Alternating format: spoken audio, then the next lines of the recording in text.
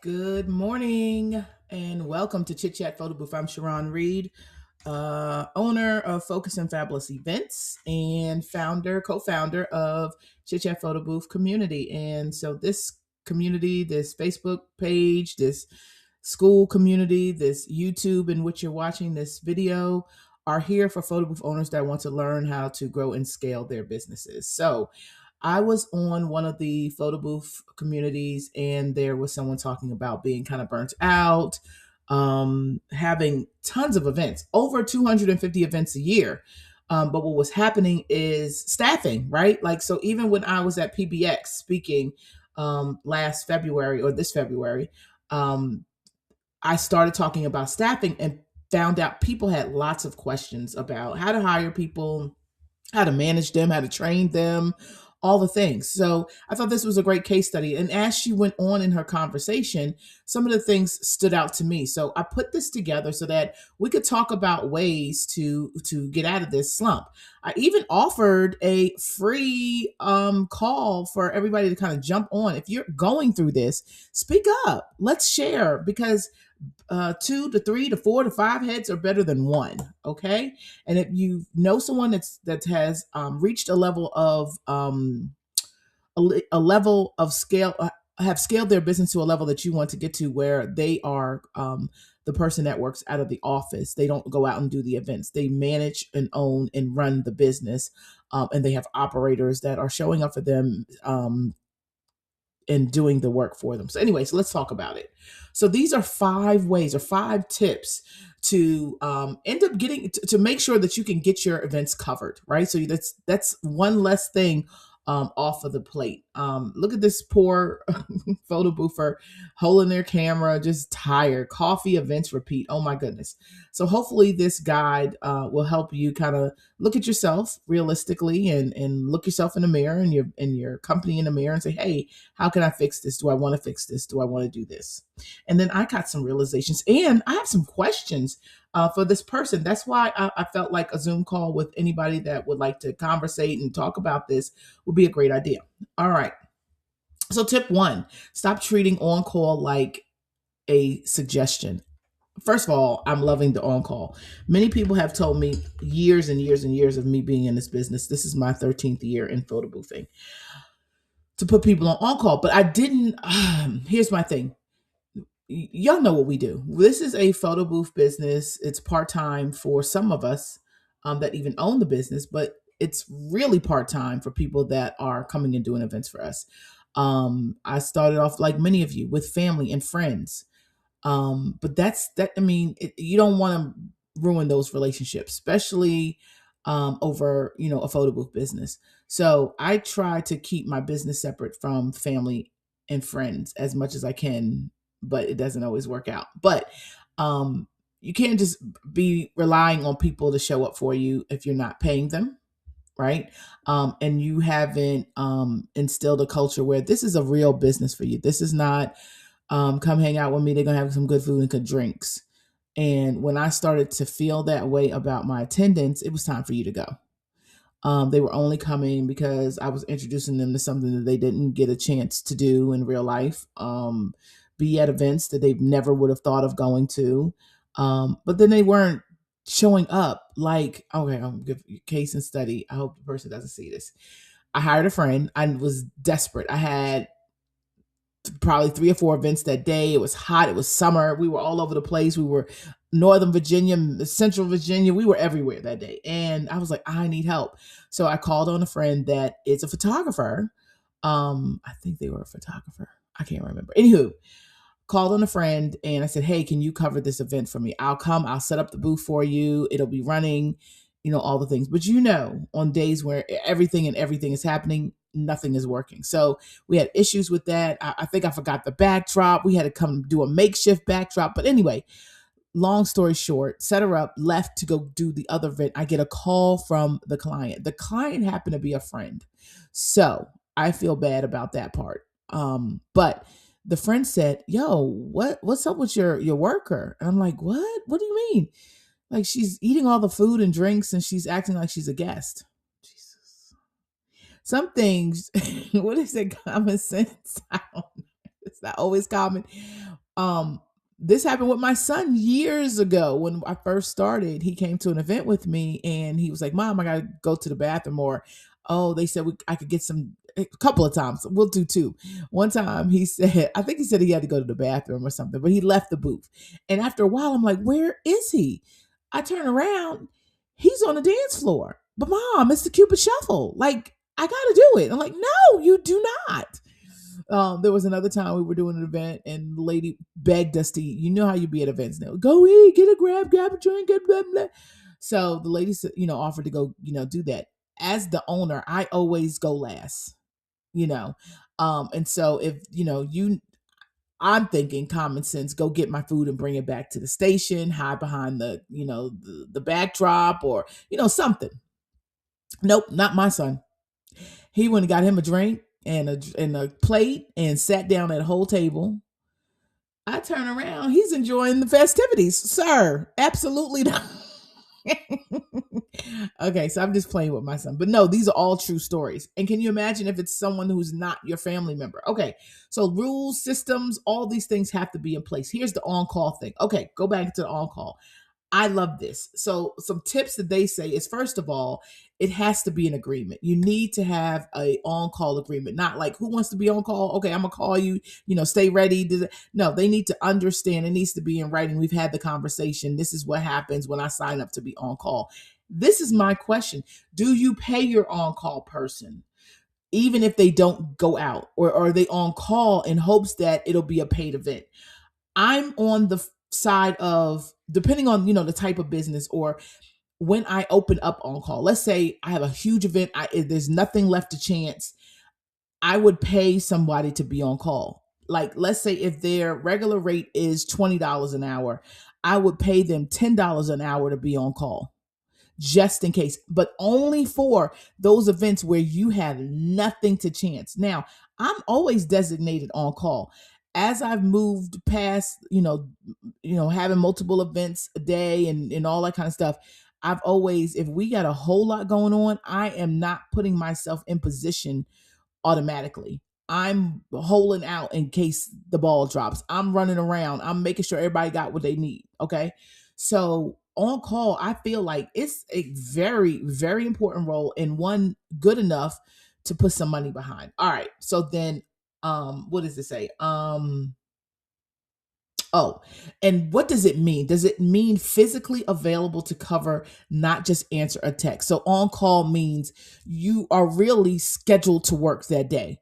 You may have to. So like my best friend, she is a flight attendant and she has days where she's considered on call. She has to dress like she's going to get on an airplane and be a flight attendant.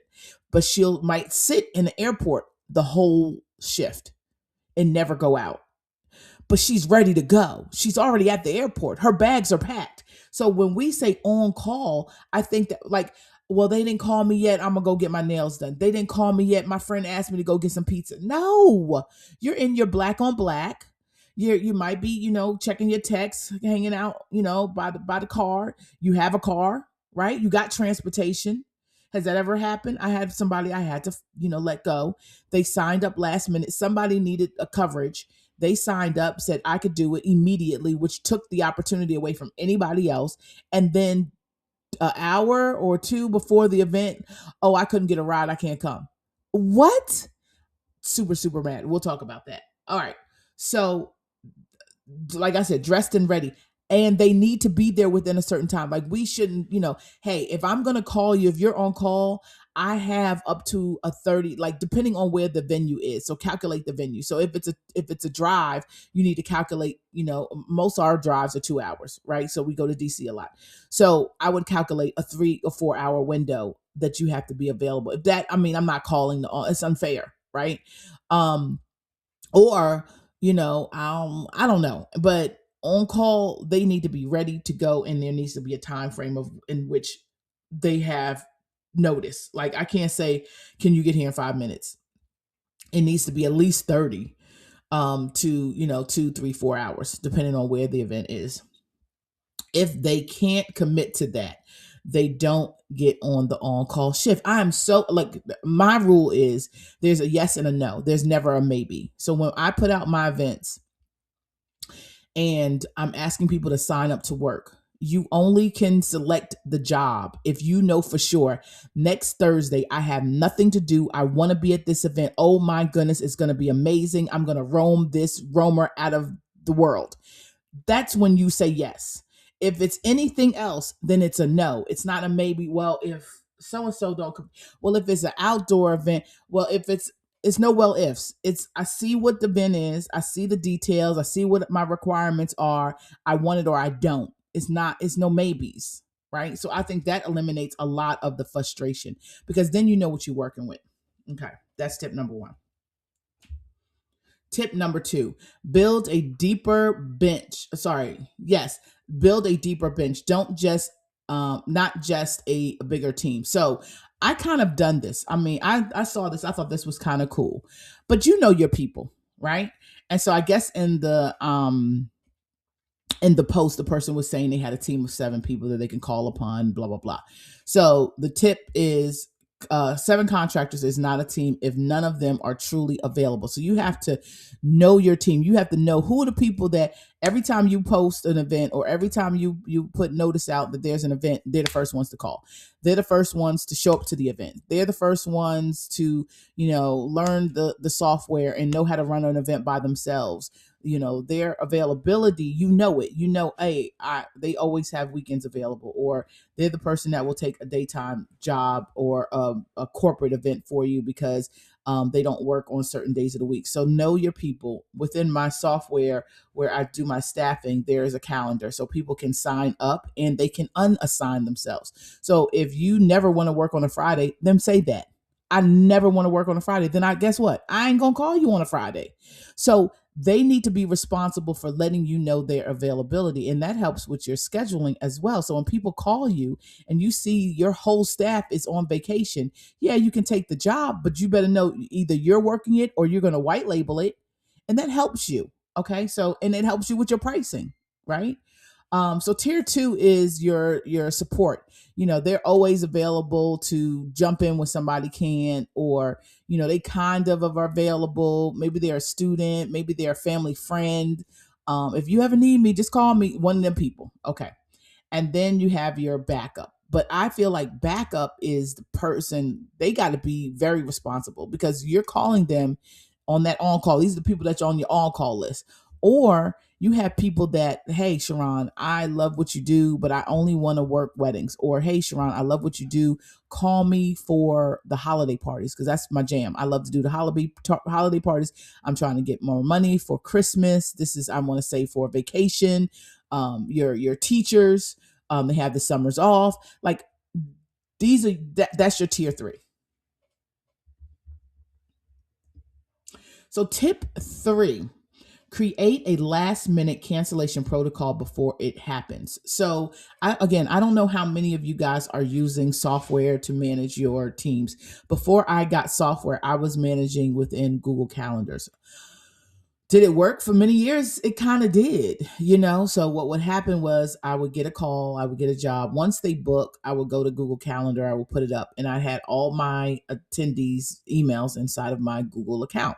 And so who I thought would be good for the fit or whatever, I would schedule them and they would get a notification usually.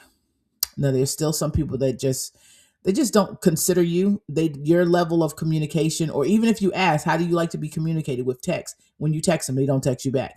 Then that's not your level of communication. When it comes to work, when it comes to receiving jobs, when it comes to working with Focus and Fabulous, how would you like to be communicated with? And that means when I call or I text or I email, I'm going to get a response within 24 hours. How should we do that? How should we proceed?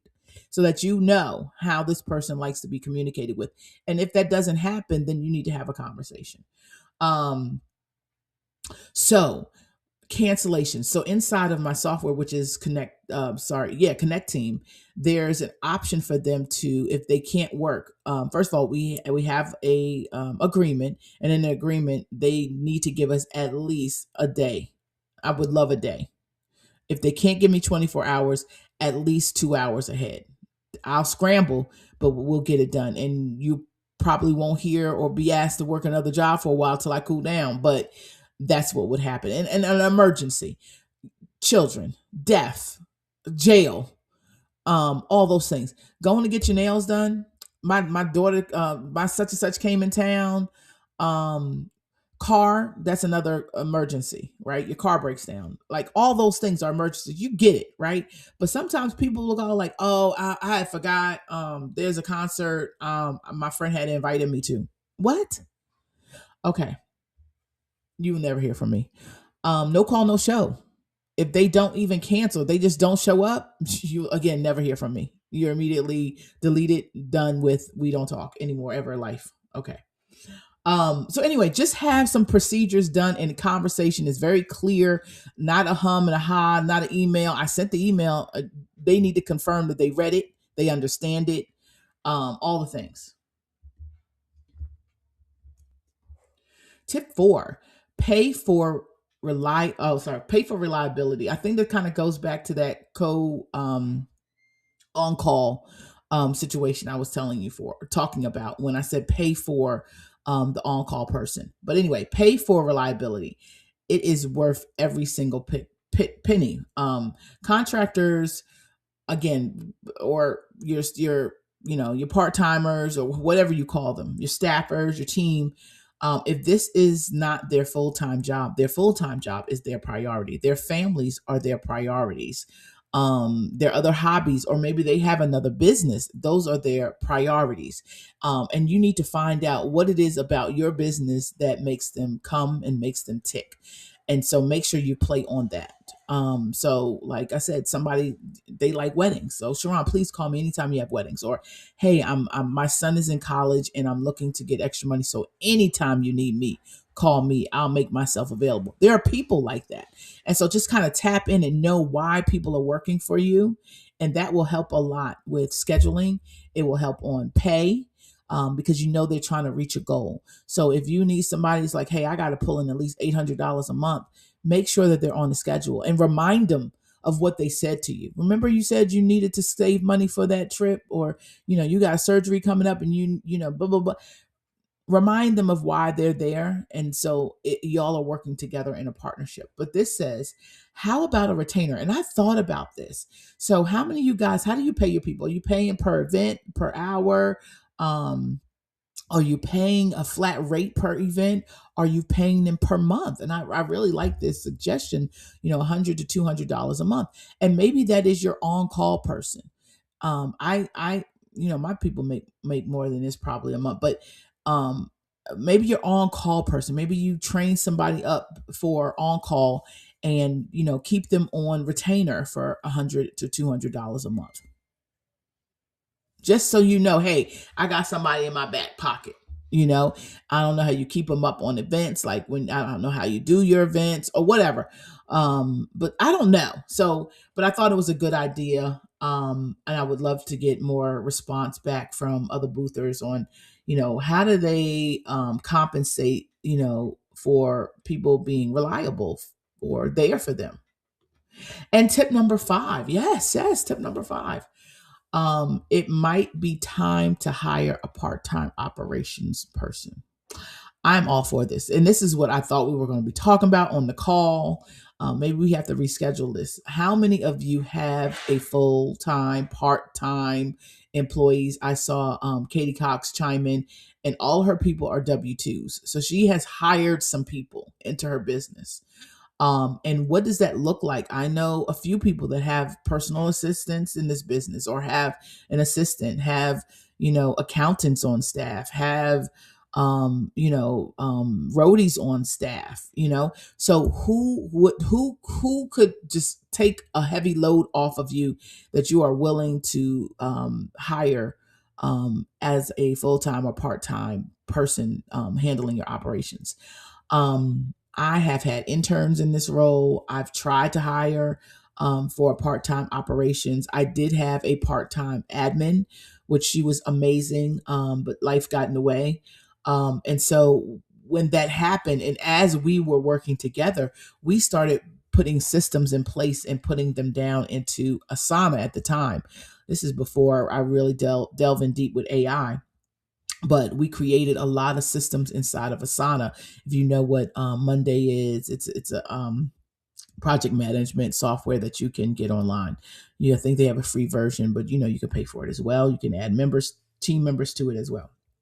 Now with AI, I've created an agent. Her name is Gina, and she serves as my assistant, my operations assistant. So when I get jobs, I send her the information.